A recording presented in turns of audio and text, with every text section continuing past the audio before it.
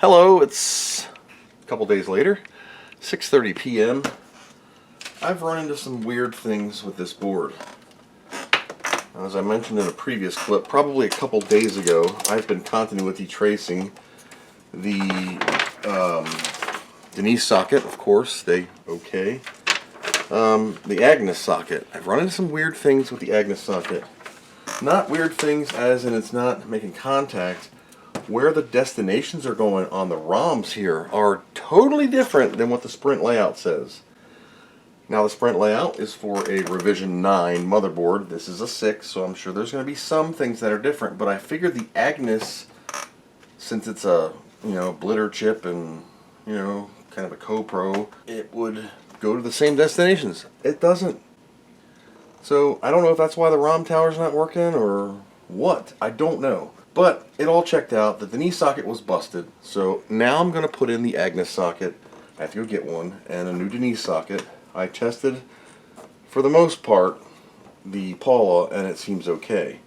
It doesn't look bad in that area. There's very minimal battery damage, except for the missing components that I've had to put back in. I have one ceramic capacitor, which I have on the desk somewhere that I lost. And I need to put that back in. Here it is. But I have to bust out the big Chinesium solder station. I'm going to invest in another solder station. Yes, I could get a very popular, like a name brand one, but I'm not going to do that. Sometimes for the money I can get more, like another combo station, like I have with the Zini. It's a company called WEP Tools, W-E-P. They got a bunch of stuff. They got some new stuff coming out. So I've been looking into them, and I'm going to be checking out one of those shortly when I get it. How about that? So, alright, we're going to do Agnes first because she's a big girl. This is a Kaikon. This has an arrow on the inside of the thing. So we'll just place this down in here. And I'm going to flip this board over. Yeah, turn the soldering iron might help. And carefully set it down because the pin strength holds that in place. I'm going to use my other solder roll that actually rolls. A couple people say, oh, you don't zoom in while you're soldering. Well, I'm left-handed, so I'm in the way. So if you want to see me solder an Agnes socket, it's boring. But here we go.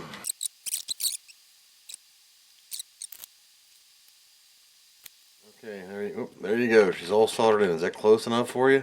That new solder I got, it's at least in that roll, it's got flux in it. There you go.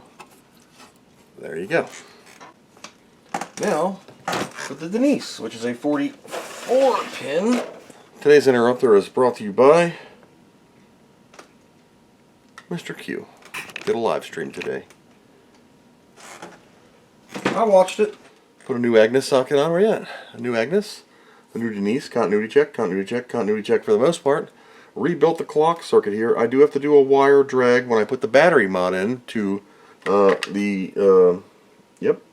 whatever this freaking cap is right here. It goes doot doot. That middle one underneath. Whoop. Yeah, that was close. Heavy pizza.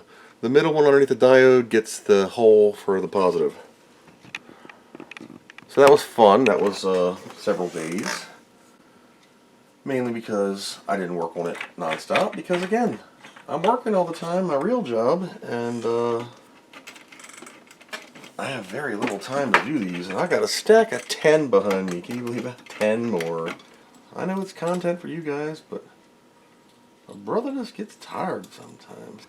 Still don't know about that goofy Omega Race looking logo.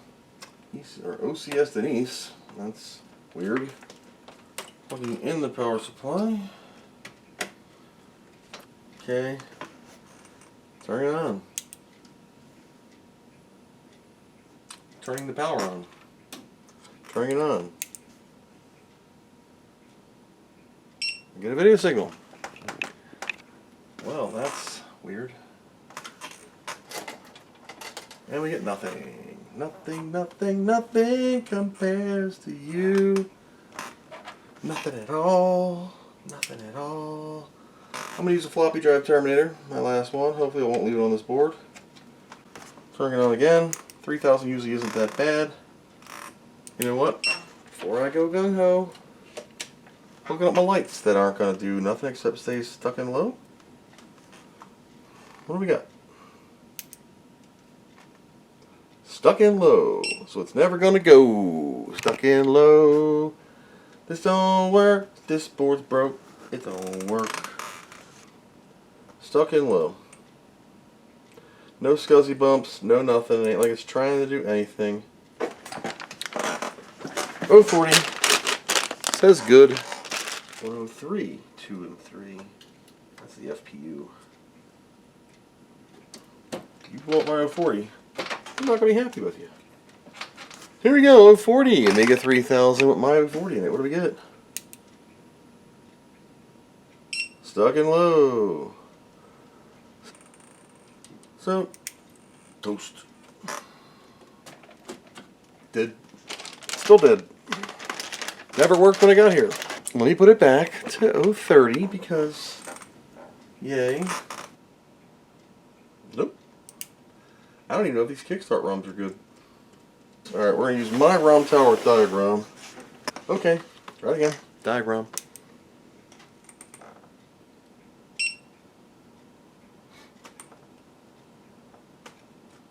You know what I need?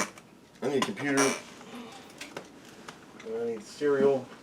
I hooked it up diagram. The only thing I'm getting on the screen when I turn it off is a block of nothing. So when I turn it off, you'll see one more character appear. Bloop. That's all I get. So I turn it off and on 5 or 6 times now. Turning it on. We get nothing. Diagram's in on my ROM tower. And it's not working. If I can get the Denise chip out with a puller and Paula, get out, and we're going to swap them with ones that I have from the fleet. I know it's my Denise because it says from my 3000. Okay, my Paula, my Denise. Let's see what happens. Here we go. Nothing. I'm in low. No change. Oh, God. So let's see some. Pull this ROM tower monstrosity out. My ROM tower, just stick it aside. Am I doing the same thing with the screen? Same thing, no ROMs. I'm not getting the serial blank when I do that. Alright, just a test, you know. Intel 27C220, 128 times 16, 128K times 16. They're the same ROM.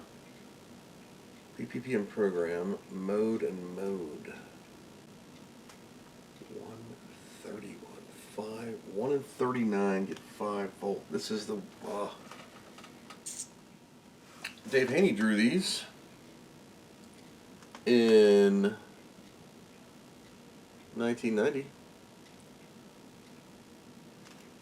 December 15th. You weren't taking off for Christmas, Dave? Jumper fitting, jumper sittings. Alright. That just sucks ass. Still stuck in low. Machine's on. What we got on putty? So this RAM size, 1MX4, 256KX4, is a 5-pin jumper on me. So even if it's jumper wrong, if it doesn't have it, doesn't matter. Okay, we're putting this in the chip RAM sockets because there's your 2 megabyte chip RAM upgrade and a 3000. We took, oh, you couldn't see any of that. So I took the chip RAM out and I moved it over, well, the fast RAM, and I moved it over to the chip RAM because that's how you get 2 megs of chip RAM. You take the dips out and you would do zip 20 here. So I'm not going to see anything different, but you know, I'm 99% sure it's the ROMs that are causing the problem. Put everything in a socket. Did this ever work? The field memory's in a socket, the buffer, the line buffers are in a socket. No scuzzy blinking. Nothing. We have a ROM issue. The 6s are shit. Mr. Brett has a 6 revision 6 also. We're both working on, and I asked him if he had these pick these wires on his riser board. And he said he don't, so Lorena,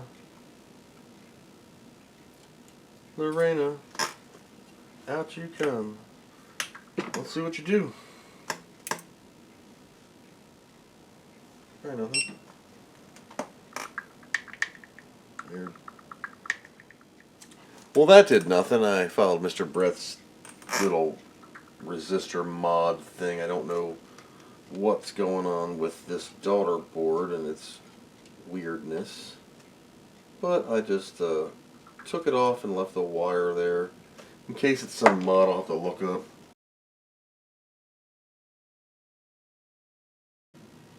Somebody wrote a whole article on Peter Human, preterhuman.net. So Mr. Brett, I've been chatting with about Rev6s because he got one he got off of eBooger and he's going to make it into a Amiga, so he's stripping it. I asked him if he had the wires on the back of his riser board and he said no, so I took them off. And actually I'm leaving them here. Don't know what they're for, just leaving them for now. I asked him if he's also going to use his ROM tower. If you ever wanted to sell it or whatever, I would love to have one for early boards for a bench system, so I know I have one. And he says he's going to send it to me. So, Mr. Brett, thank you. Let me know what you want for it. I will gladly pay you, or at least pay for shipping. He says he's going to pack it up. He said, don't worry about it. So, hey man, thank you a lot. You're going to help out in the future. Thank you very much. I am actually recording a video on the Rev6 3000 repair, and you are in it right now as we're talking. Well, texting. He said, no problem. So, hey, that kind of worked out perfect, Mr. Brett.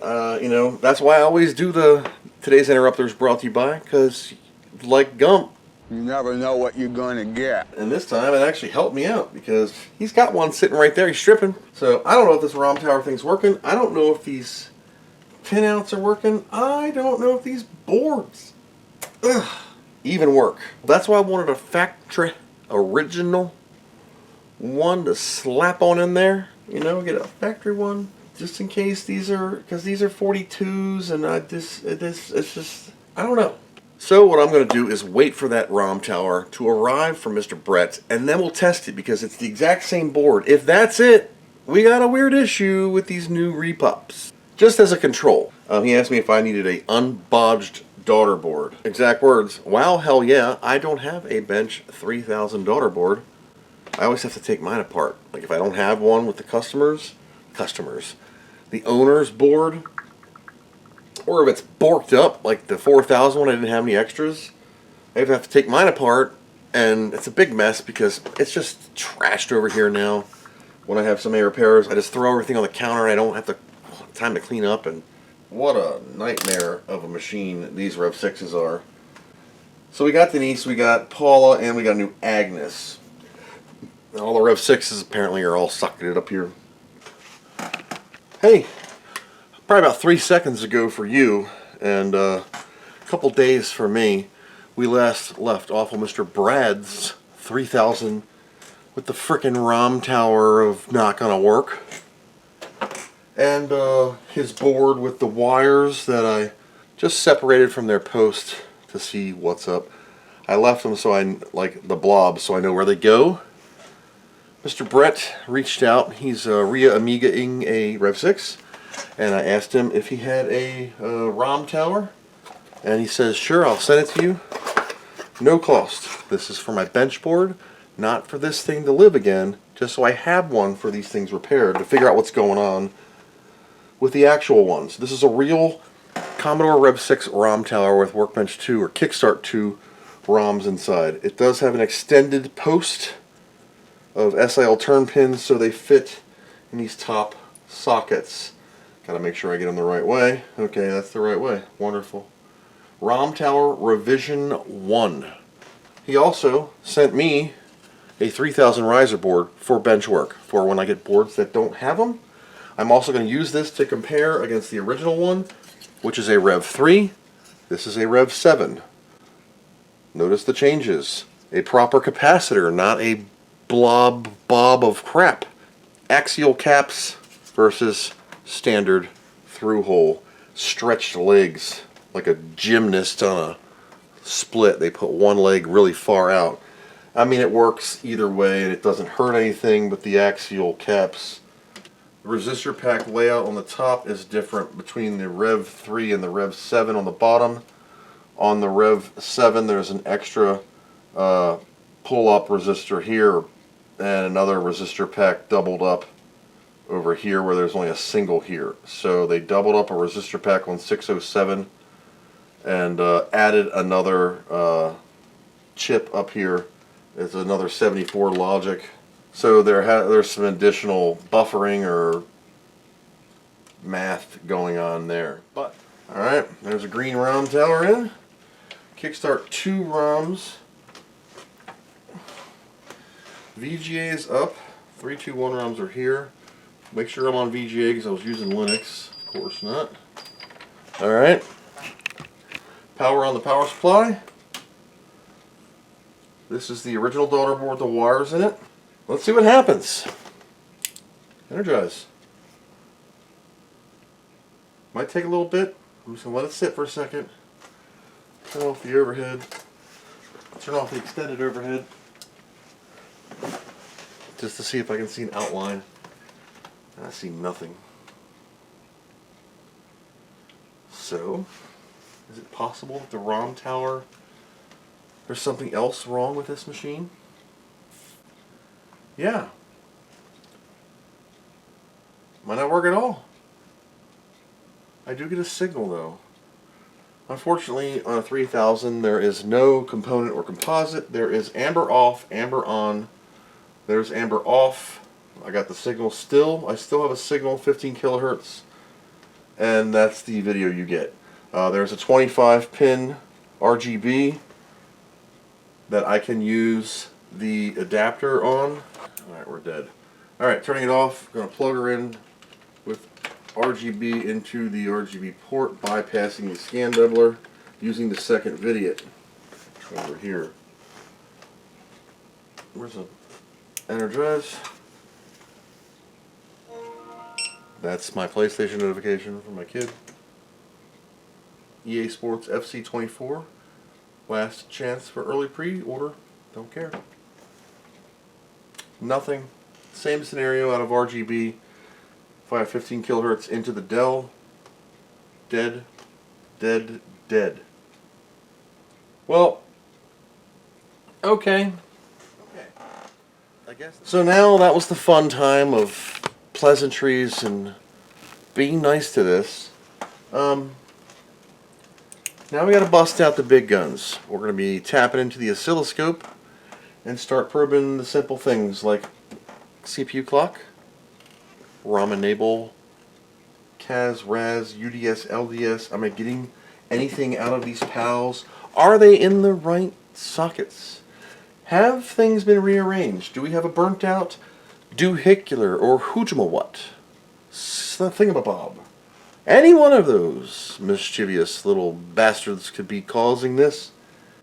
Or it could be something so stupid like, I don't know. Every Amiga is a mystery. Every Amiga tells their own story. And it's up to me to become Indiana Jones or something and dig deep. And sometimes you just get burned out on these. Plus note, I do have a original ROM tower that I shall be extremely careful with. You can see here that, minus the one, it does say, sorry, the bottom of this, near the yellow tape, ROM tower revision 1. Well, yellow tape, ROM tower revision 1. And Kickstart 2 ROMs in there. I did order the 27C Intel 10, I forget these things, numbers for the upper, 182, 183, so we don't have to use this, just plop the ROMs in there. They're coming from China. And they're going to be a little while. It's been a while already. So I'm going to use the original owners I provided tower owners ROMs. I'm going to start by the stupidest things first. That will be ceramic capacitors near the pals, and all the weird stuff that is a revision 6. I've only worked on a handful of these boards because they were never meant to be in the hands of consumers, I believe. They were all the units at the stores, and then only people who have Rev6s were the dealers or the stores. And if somebody said, "Hey, can I buy that demo unit?" some dumb manager is like, "Okay." And there you go.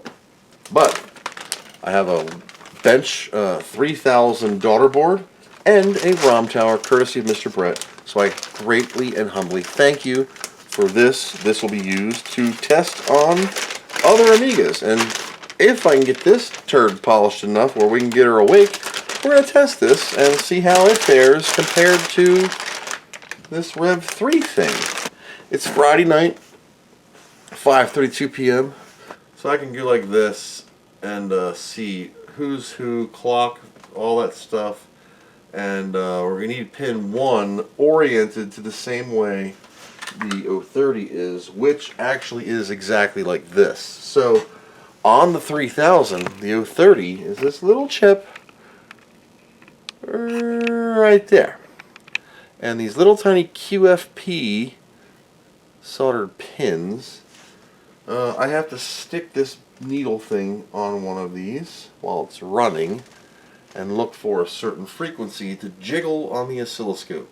So what I'm looking for is to get to this guy. Counting 1, if I touch 1, 2, 3, 4, 5th pin. That's halt. I just want to see what halt's doing to see if we're stuck in some kind of dookie. Now if I don't move and hold my breath, I can turn this on. Low, high, and holds halt. Again, off. You see it drop. Energize. Instant high. Okay, that's one signal. Now I need to check the clock.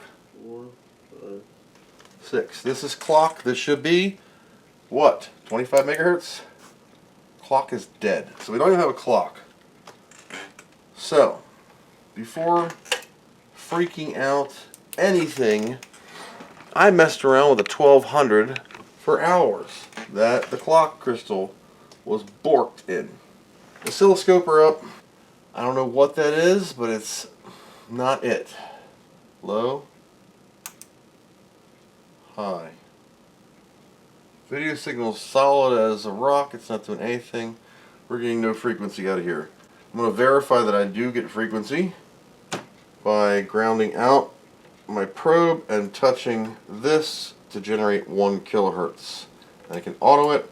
I can also make sure my probe is centered, and I would have to adjust the potentiometer, and I turn channel 2 on. 1 kilohertz flat. So with that working, the Amiga still on, so I can hear its power. Grounding out this board again on that clip. And we're going to do another CPU address line. Some of these pins are boogered up. Like boogered up. It doesn't have a clock. CPU stuck in halt. Step 1 will be crystal, but I want to keep going. 13 down, don't cross the streams. Okay. All right, important safety tip. Thanks. There you go. One next to it is 7 meg. Oh no. 7 megahertz. It's jumping around. Look at that. Look on the screen. You see it? As I was probing the 7 meg line, I started to get display. Probing 7M generates video on the screen. It's not video of anything I know, and it is transmitting data. Amber's cold, as is everything over logic. 2 pals are warm. One is pretty warm. One is eh. Pinky one is eh. 28. Gary 28. I'm not picking you apart, Gary. Who is this Gary character? That's the 882. I wanted to see what that line was why this has a wire. Yep, okay, it's just a trace line fix. I gotta do Kaz and Raz on him. So I just probed out some lines on Gary and Buster. Or Gary, Buster, Ramsey, and the DMAC. So CPU should be getting a 25 megahertz clock off of this 50 megahertz crystal right here. But it's not. I'm going to test the crystal. What a pain this shall be. 809 hertz. 2.16 to 2.6 volts. Crystal is working, but 1. Oh God, I can't. 50 hertz. There we go. 48. 75. 33.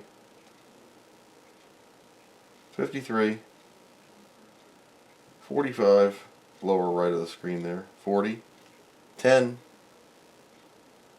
13. Alright, I'm going to try the 286363. What is it? NTSC clock? Try that one. So I'm testing the crystal here by having the board sideways, balancing on its wire, leaning on my scope, while I ever so carefully touch the 28 megahertz crystal, 28636.1 megahertz. So 286361, 286363 is it. So that is freaking really close after all those years. Alright, the next pizza in the pie is the 50 megahertz crystal. That'll be the lower right. And the 50 megahertz is 50 flat. Look at that. Because that means that something else is seriously wrong with this board. Great. So the crystals have clock, right? The CPU doesn't. CPU stuck in halt. Why? Because I gotta go through the reset bus. Going through the reset bus on a 3000 sucks really bad. You want to waste 2 or 3 days of your life probing out 974 different reset lines? No, you don't. That's what this dumbass is for. But here we are. So that means what, Chris? What do you mean probe out the reset line? I don't understand what you mean. Okay. On every single chip, like for example the DMAC here, you gotta zoom on in. Now the writing's backwards, but between all these data lines and address lines, you're gonna find something that says RST or underscore, which means low, or reset, or whatever. Now I'm trying to read in reverse. Alright, second height CPU clock, right? CPU clock goes where? To Gary. Gary gets its clock from this resistor pack. Why? CPU clock. Well, it says there's another CPU clock. Wish it had test points, but it don't. And this has nothing to do with this board, because this is 6 and that's a 9-ish. You know, every other revision except this one. So I'm going to try and probe that doesn't exist point, because it hasn't been created yet on this one. I'm going to try and get another clock off of, oh god, Ramsey? RP111 is all of the clocks, like all of them. 25 megahertz on Buster. 25 megahertz, okay. Well, that's the life of an Amiga repair person. When you bust out the oscilloscope and you're checking for clocks, it takes a little bit.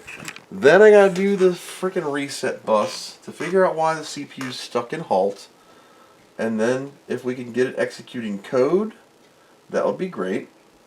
Now I could cheat and put an 040 in here, but again, I need to get to the chips underneath, so the onboard 030 is fine. Am I getting any clock out of the CPU? Oh, it did the FPU. Perfect. So we're going to do the 882. It's the second pin in. It's easier because it's open to touch. It likes to be touched. Second pin. And we're gonna, yep, 25 megahertz right there. You can't really see it, but 25 megahertz on the FPU. 6-pin, we're gonna go off this clock 030 point here. CPU gets no clock. Everybody else gets a clock except the CPU. I'm gonna scrape your face a little bit so I can see you better. There we go. Let's scrape your face so I can get the mask off on that test pin. Touch and energize. Alright, we got clock on CPU. But it's still in halt. God, this CPU looks death. This CPU looks like death. It might need a reflow. It's just so nasty. It's not getting hot at all. My externals don't work either. So I think, ouch, that is going to be my bit for tonight. These things take time. Great. 40 or 50 hours into this. This board's DOA before it even started. Oh, God. Sorry. I checked the clock circuit again on the parts I repaired. And I'm going to have to start going through pins, looking for that mysterious halt. It's just so time consuming. I wasted the entire weekend working on this and got absolutely nowhere. On a plus note, I did get in these goofy ROMs. Check these out. I got this package in from Shenzhen.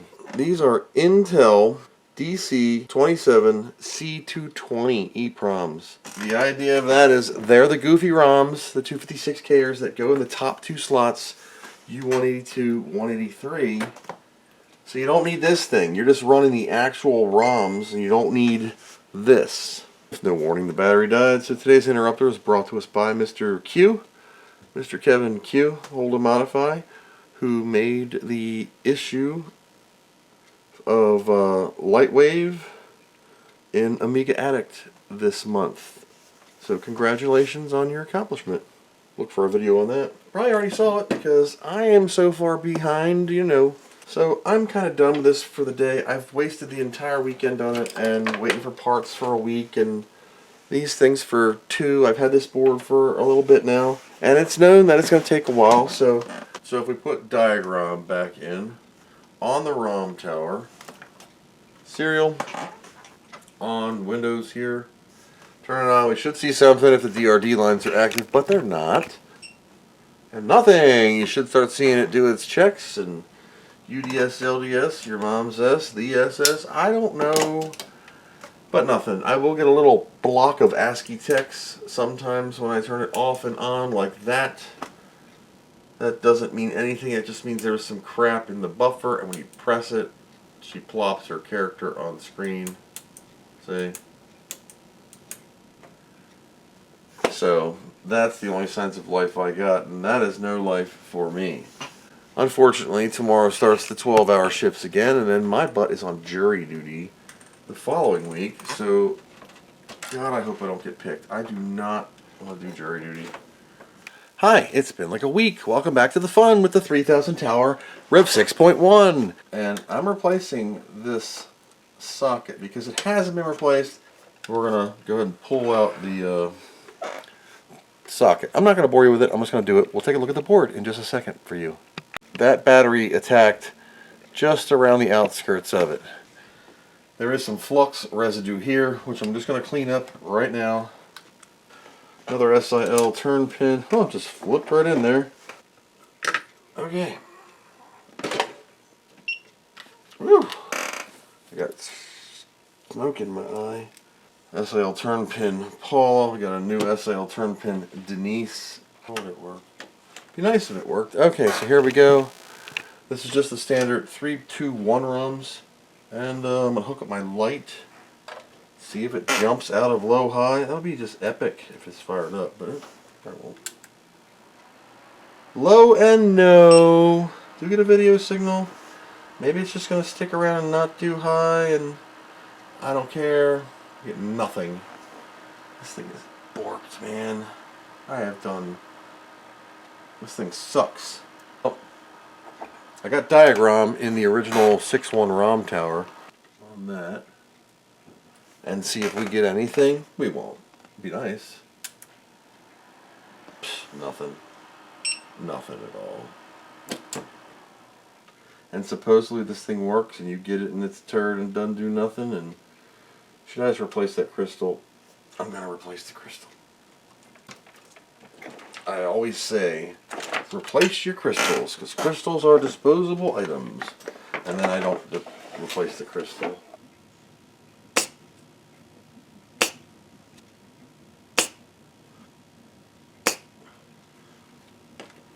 Alright, we'll cool that down. Okay, so this crystal looks okay. It looks, well, old. But we'll get a new one. So you take a 14-pin socket, and you're going to pop all the metal out except for the final 4. And that way it will sit in those final 4. And then you basically, you're emptying out the metal. See the top half, I pull the center out, I just grab it, and you kind of pull it and fold it over, and it just kind of comes right out. So, important part is to throw them on the floor. That way when you're running around in your socks later, you step on one.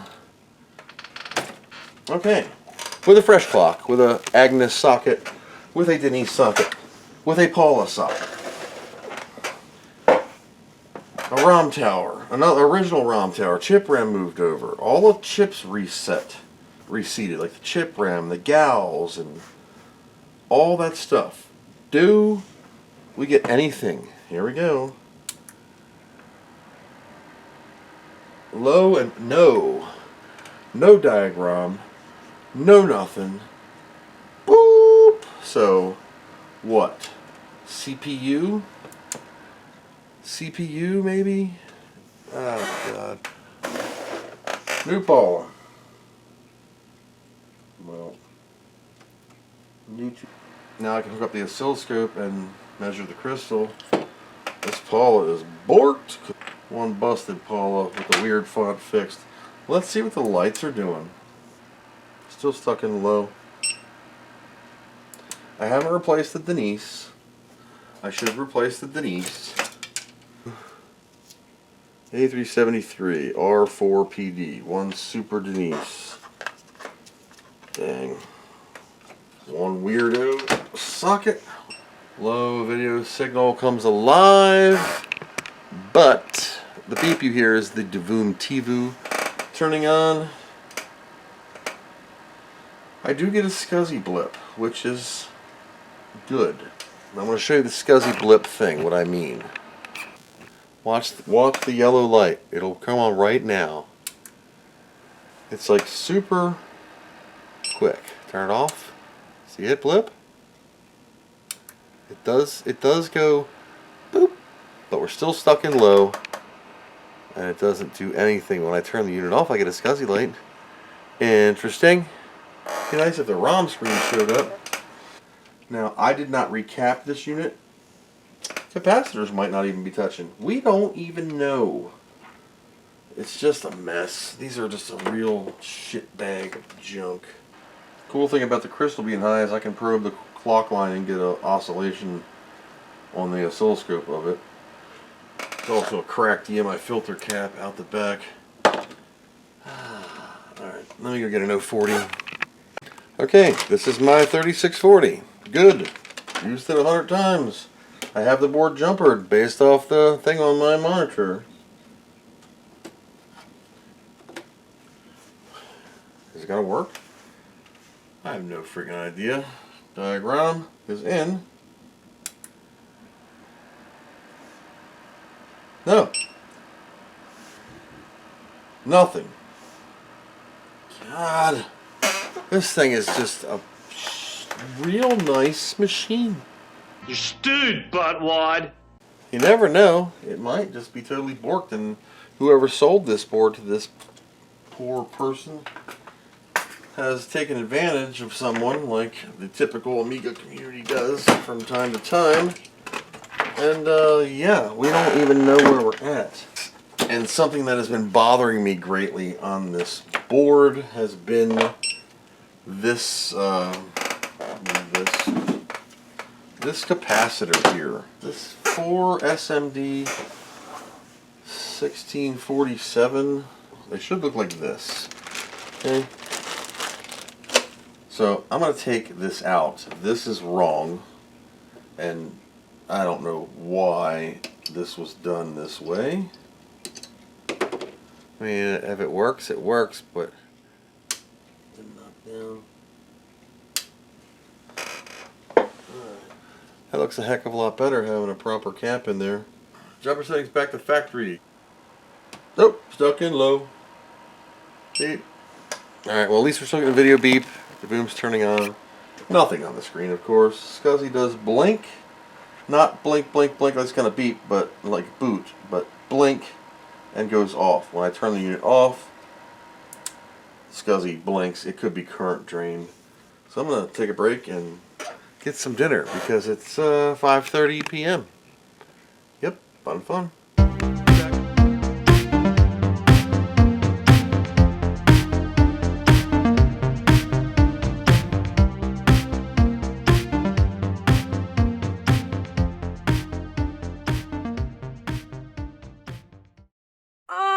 What do you know from funny, you bastard?